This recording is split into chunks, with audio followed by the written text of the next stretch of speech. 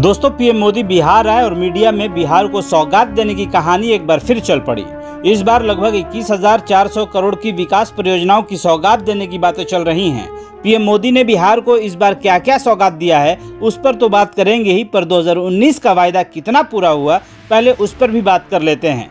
PM Modi Bihar आएंगे, सौगातों की झड़ी लगाएंगे। जी हां, 2019 में पीएम जब बिहार आए थे तब उनके द्वारा अनेकों वायदे किए गए थे, जिनमें खासकर मुजफ्फरपुर में एयरपोर्ट बनाने का वायदा किया गया था।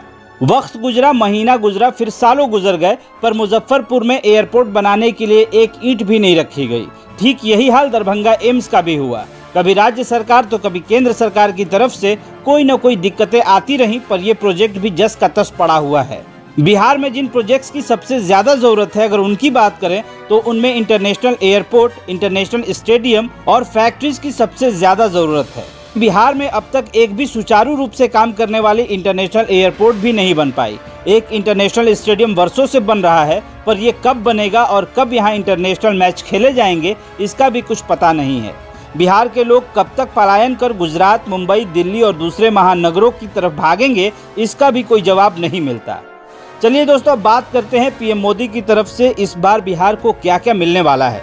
प्रधानमंत्री ने औरंगाबाद में जिन परियोजनाओं का उद्घाटन और शिलान्यास किया उसमें सड़क, रेलवे और नमामि गंगे सहित अन्य क्षेत्र शामिल हैं, जिसमें Amas Darbhanga 4 lane corridor, Danapur Bihta 4 lane elevated road और पटना रिंग रोड के शेरपुर दिघवारा के शिलान्यास का जिक्र करते हुए प्रधानमंत्री ने कहा, वर्तमान सरकार समय पर परियोजनाओं को पूरा कर राष्ट्र को समर्पित करती है, यह मोदी की गारंटी है। वहीं उन्होंने कहा कि औरंगाबाद के नागरिक वाराणसी कोलकाता एक्सप्रेसवे का बेसब्री से इंतजार कर रहे हैं, क्योंकि इससे उत्तर प्रदेश और कोलकाता की यात्रा का समय कुछ घंटों तक कम हो जाएगा।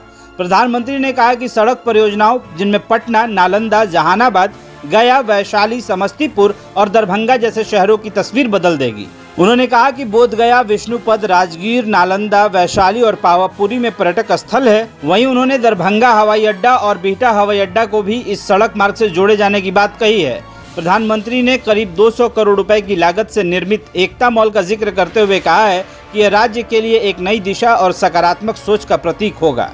इसके अलावा प्रधानमंत्री ने 6 राष्ट्रीय राजमार्ग परियोजनाओं की आधारशिला भी रखी, जिसमें आमस से शिवरामपुर तक 55 किलोमीटर लंबे 4 लेन राष्ट्रीय राजमार्ग, शिवरामपुर से रामनगर तक 54 किलोमीटर लंबा 4 लेन का राष्ट्रीय राजमार्ग, कल्याणपुर से बलभद्रपुर तक 47 किलोमीटर लंबा 4 लेन राष्ट्रीय राजमार्ग शामिल है।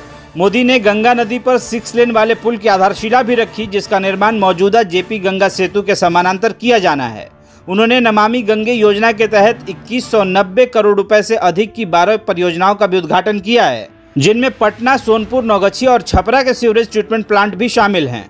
ये परियोजनाएं कई स्थानों पर गंगा नदी में छोड़े जाने से पहले अपशिष्ट जल का उपचार सुनिश्चित करती है, जिससे नदी की स्वच्छता को बढ़ावा मिलेगा और क्षेत्र के लोगों को भी लाभ होगा। वहीं प्रधानमंत्री ने इस अवसर पर 3 रेलवे परियोजनाएं राष्ट्र को समर्पित की, जिनमें पाटलिपुत्र पहलेजा लाइन का दोहरीकरण और बंधुआ एवं पैमार के बीच 26 किलोमीटर लंबी नई लाइन शामिल है। उन्होंने पटना में यूनिटी मॉल की आधारशिला भी रखी, जिसका निर्माण 200 करोड़ रुपए से अधिक की लागत से किया जाएगा और इससे एक जिला एक उत्पाद परियोजना को बढ़ावा मिलेगा।